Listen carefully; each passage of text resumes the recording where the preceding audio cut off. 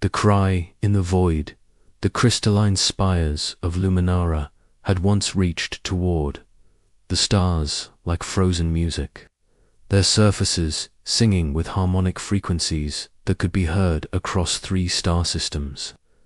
Now they lay shattered, their broken pieces, scattered across landscapes that glowed with unnatural red fire. The air itself seemed to pulse with malevolent energy as mechanical parasites, the size of small moons, devoured everything in their path. Lyra Quen pressed her translucent hand against the viewing crystal of the underground shelter, watching her world die. Her people, the Ethereals, had evolved on a planet of gentle breezes and floating islands, where conflict was solved through meditation and art. Their bodies were tall and graceful, almost transparent in the right light, with voices that could harmonize with the very fabric of space itself. They had never known war. They had never needed to. "Council Speaker," whispered Tian Mer, her aide, his voice trembling like wind chimes in a storm. "The northern continent has gone silent. The Crimson Swarm has consumed the entire landmass." Lyra closed her large, opalescent eyes. 3 days ago, the swarm had been a distant threat, mechanical entities that occasionally stripped dead worlds of resources. But something had changed them. They no longer simply harvested, they transformed, infected, and multiplied at an impossible rate. Each machine they created was smarter, faster, more deadly than the last. "Send the message," she said, her voice carrying the weight of a species facing extinction. "Send it to every corner of the galaxy. Send it to races we've never met, to civilizations that might not even know we exist." But Council Speaker, the Galactic Assembly has already refused to help. They say the swarm is contained to our sector and won't spread. They won't risk their fleets for. Then we pray someone else will listen. Lyra turned to face the communications. A ray, a device that had once been used only to share poetry and philosophical discussions across the stars. Now it would carry the last desperate plea of her people. The message was simple: BROADCAST in every known language and frequency. "We are the Ethereals of Luminara. Our world is dying. A machine plague consumes everything we have built, everything we are. We have no weapons, no armies, no way to fight. If anyone can hear this, if anyone in the vast darkness has the strength we lack, please help us. We offer everything we have, everything we are, in exchange for our survival." The message traveled through hyperspace relays, bouncing from system to system, growing weaker with each transmission. It passed through the territories of the proud Zenith Empire, who deemed the Ethereals too weak to be worth saving. It reached the trade stations of the Mercantile Coalition, who calculated that the cost of intervention outweighed any potential profit. It whispered past the surveillance networks of a dozen other civilizations, all of whom found reasons to turn away. But in the Sol System, on a blue-green world that most of the galaxy considered a death trap, the message found different ears. Commander Sarah Kane stood in the war room of Lunar Base Alpha, her scarred hands pressed against a holographic display showing the Outer Rim territories. She was a woman carved from conflict, with steel-grey hair and eyes that had seen too many battles. Her face bore the marks of her homeworld Earth, where surviving to adulthood was an achievement in itself. She had fought in the Martian insurgency, lead peacekeeping forces in the Belt Wars, and earned her nickname Iron Wolf by refusing to retreat even when her forces were outnumbered 10-1. "Play it again," she ordered Dr. Marcus Chen. The xenobiologist assigned to her unit manipulated the controls with practiced ease. Marcus was everything Sarah wasn't: young, optimistic, fascinated by alien cultures instead of how to fight them. His job was to help humans understand other species. Her job was usually to kill things that threatened humanity. The ethereal's plea filled the room again, translated into English by the ship's computers, but Marcus provided context that the machines couldn't. Their language includes harmonic undertones that convey emotional states, he explained. The level of despair in this message is off the charts. They're not just asking for help. Commander, they're accepting death as inevitable, while still hoping someone might care enough to try. Sarah stared at the tactical display. The Luminar system was 8 jumps away, deep in uncharted territory where humans rarely traveled. It would take 3 weeks to get there, and that was assuming they didn't run into hostile forces along the way. The Galactic Council had made it clear that Earth was expected to stay within its designated borders and not interfere in civilized affairs. "What do we know about these Crimson Swarm entities?" she asked. Marcus pulled up what little data they had: self-replicating machines, originally thought to be automated mining systems left over from an extinct civilization. They consume raw materials and create more of themselves. But recent reports suggest they've begun exhibiting unprecedented adaptive behaviors. Adaptive how?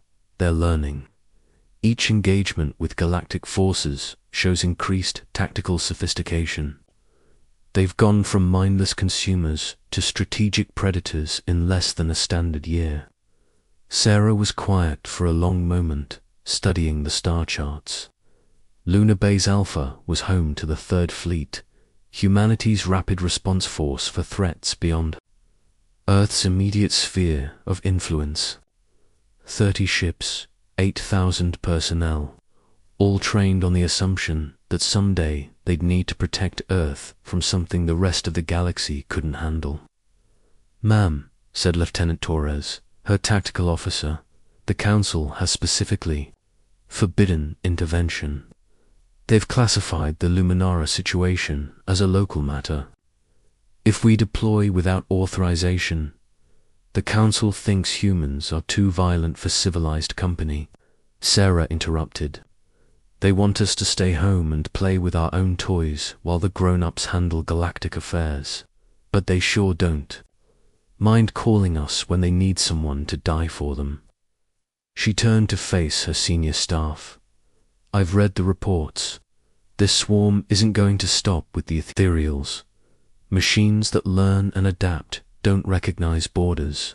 They'll keep growing, keep spreading, until they've consumed everything. The Council knows this, but they're hoping the problem will burn itself out before it reaches their core worlds." "So what are your orders, Commander?" asked Colonel Martinez, the Marine commander. Sarah looked at the star map one more time, then at faces of her officers.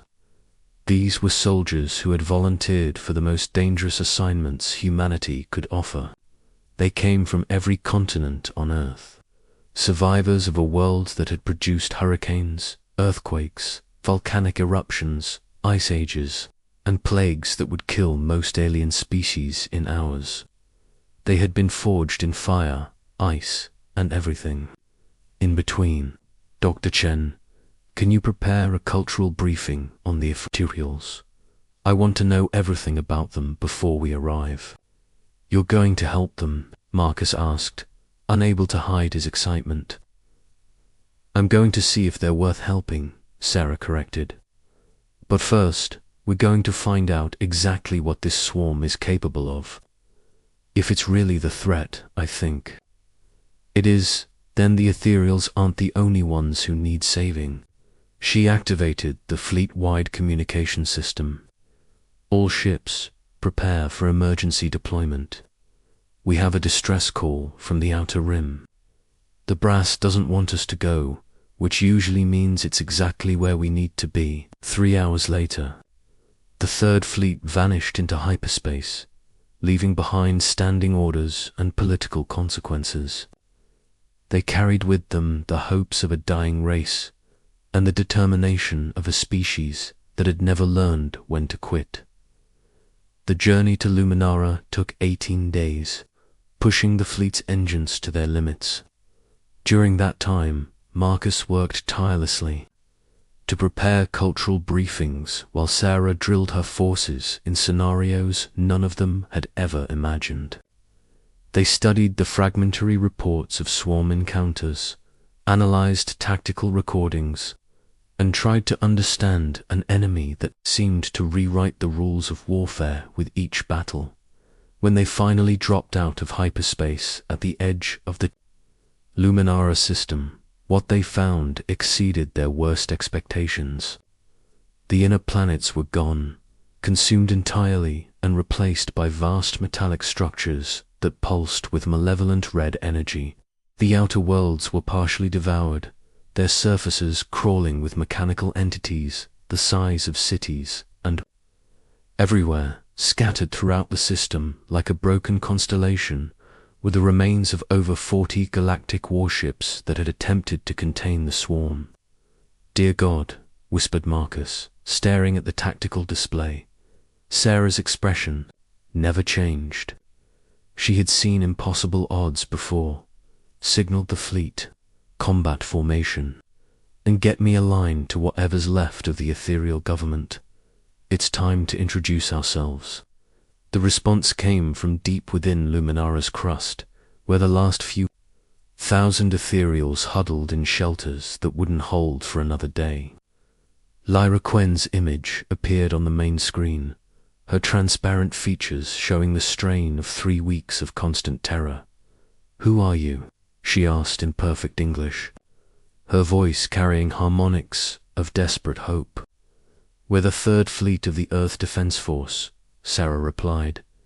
"You asked for help. We're here to give it. You're from Earth, the forbidden world. But the Council said your species was too dangerous to interact with civilized man. Right now, we're the most dangerous thing this swarm is going to face. The question is, are you ready for what that means?" Lyra looked at the human commander, seeing something in those grey eyes that no ethereal had ever possessed, the absolute certainty that some things were worth fighting for, no matter the cost. "We are ready," she whispered. Sarah Kane smiled. For the first time in weeks, it wasn't a pleasant expression. "Good, because we're about to show this galaxy what happens when you threaten someone under human protection." Asterisk. When Deathworlders go to war, the first thing that struck Lyra about the humans was how they moved, where ethereals flowed like water, and other galactic species maintained careful, dignified postures. Humans moved like predators. Every gesture was economical, purposeful, ready to explode into violence at a moment's notice. Even their youngest crew members carried themselves with a coiled tension that spoke of constant readiness for danger. Dr. Marcus Chen had been the first to transport down to the ethereal shelters, arriving with medical supplies and translation equipment, despite his gentle manner and obvious scientific interests. Lyra noticed that his eyes never stopped moving, constantly scanning for threats. When she mentioned this observation, he smiled and explained that on Earth, even the scientists learned to watch for predators. "Your world taught you to live in fear?" she asked. "Our world taught us to live prepared," Marcus corrected. "There's a difference." Now, 12 hours later, Lyra stood in the command center of the human flagship, watching preparations for a battle that by all logic should have been impossible. The human ship itself was a revelation, where ethereal vessels were works of art that happened to travel through space. Human ships were weapons that happened to carry people. Every surface was functional. Every corridor was designed for rapid movement during combat. Every room could be sealed independently in case of hull breaches. Commander Kane stood before a holographic display showing the system's tactical situation. The Crimson Swarm had been busy during the 3 weeks since their last encounter with galactic forces. The mechanical entities had not only repaired their losses but had tripled their numbers, creating manufacturing complexes on the stripped remains of 2 planets. Initial scan complete, reported Lieutenant Torres. We're looking at approximately 15,000 individual swarm units, ranging from fighter-sized interceptors to battleship-scale constructors. They're organized in a 3-layer defensive formation around the primary manufacturing complex. Analysis, Kane asked. Conventional tactics would require a fleet 10 times our size, Torres admitted. They've learned from previous engagements. Our approach vectors are covered by overlapping fields of fire. Their formations are designed to provide mutual support, and they've positioned repair stations throughout their defensive grid. Colonel Martinez, the Marine commander, leaned over the tactical display. Ma'am, I've been studying the wreckage of the Galactic Task Force. The swarm adapted to counter every tactic they used. Energy shields, kinetic barriers, even quantum torpedoes. Each time a weapon proved effective, they developed countermeasures within hours. Kane nodded slowly. What about their construction methods? How do they build these units so quickly? Dr. Chen stepped forward with his analysis. They use a process called viral manufacturing. Each unit contains templates for creating more units, but they need raw materials. The key insight is that they're not just consuming matter, they're analyzing it. Every destroyed ship, every scrap of metal, teaches them something new about galactic technology. So the more we fight them conventionally, the stronger they become. Kane mused. Exactly, which is probably why the Galactic Council decided to write off this system. They can't win using standard tactics, and they're not willing to risk their fleets teaching the swarm how to counter even more advanced weapons. Lyra had been listening to this exchange with growing despair. If the combined might of the galactic fleet couldn't stop the swarm, how could 30 human ships make a difference? Commander Kane, she said hesitantly, perhaps we should evacuate. What's left of my people? If even the Council's ships couldn't, the Council's ships fought like the Council expected them to fight. Kane interrupted. Organized, predictable, by the book. The swarm learned to counter their tactics because they were standard galactic tactics. But we're not standard anything. She turned to address her senior staff. Colonel Martinez, what's the most dangerous thing about humans from an alien perspective? That we're completely unpredictable, ma'am. We evolved on a world where survival required constant adaptation to changing threats. Our tactical doctrines are based on flexibility rather than rigid protocols. Exactly, the swarm learns from each encounter, but it can only learn what it's taught. So we're going to teach it wrong.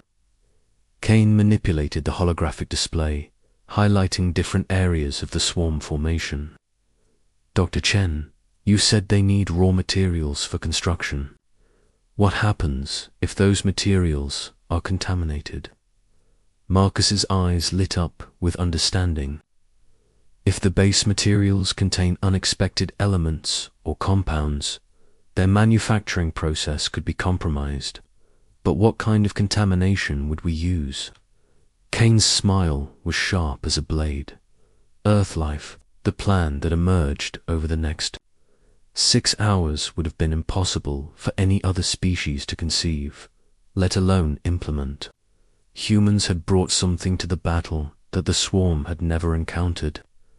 Biological warfare on a scale that most civilized species found horrifying. The human ships launched their first attack wave at the swarm's outer perimeter, but instead of using conventional weapons, they deployed specially modified missiles filled with Earth organisms, bacteria that could survive in vacuum, viruses that attacked silicon-based systems, and most importantly, samples of Earth's most aggressive life forms, modified for rapid reproduction in metallic environments. The swarm's initial response was contemptuous. The biological payloads seemed pathetically primitive compared to energy weapons and kinetic projectiles. Their automated defenses easily destroyed 90% of the incoming missiles. But the 10% that got through were enough. Within 2 hours, the swarm's outer defensive ring began to malfunction.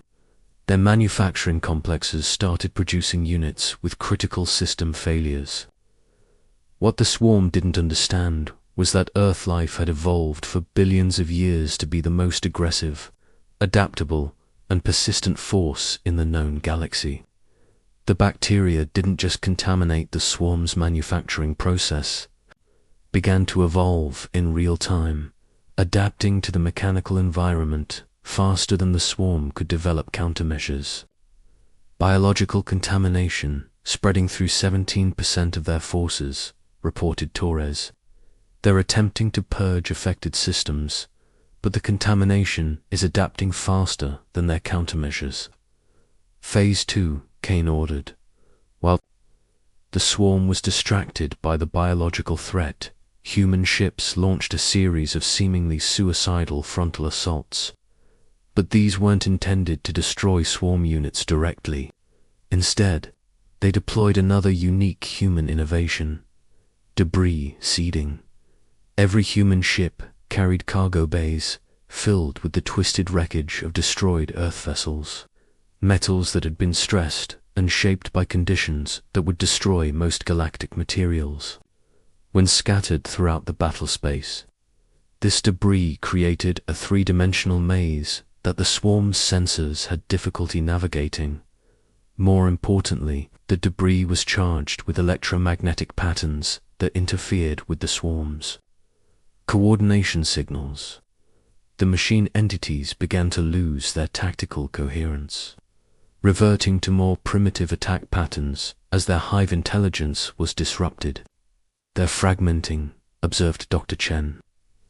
The individual units are still dangerous, but they're not coordinating as effectively. Perfect, Kane replied. Colonel Martinez, deploy the Marines. What happened next violated every principle of civilized warfare. Human Marines, equipped with powered armor designed to operate in environments that would kill most species, inserted directly into the swarm's manufacturing complexes. They didn't try to fight the swarm units in conventional combat. Instead, they used tactics learned from surviving Earth's most hostile environments. They moved like viruses through the mechanical structures, avoiding direct confrontation while planting charges in critical systems. They used the swarm's own size against it, hiding in blind spots and maintenance conduits that the larger units couldn't access. When they did engage in combat, they used weapons specifically designed to turn the swarm's adaptability against itself. Sergeant First Class Maria Santos found herself face to face with a swarm constructor unit the size of a building. Instead of trying to destroy it directly, she activated a device that broadcast a signal mimicking the swarm's own coordination frequency, but with subtle variations.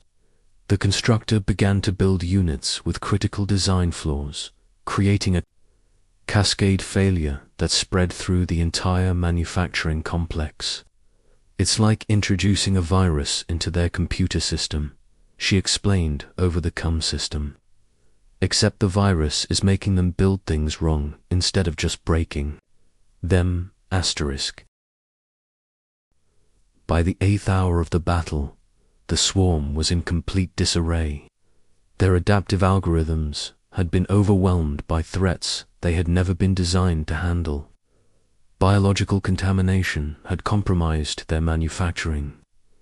Electromagnetic interference had disrupted their coordination, and human marines were systematically sabotaging their infrastructure from within. But the final blow came from an unexpected source.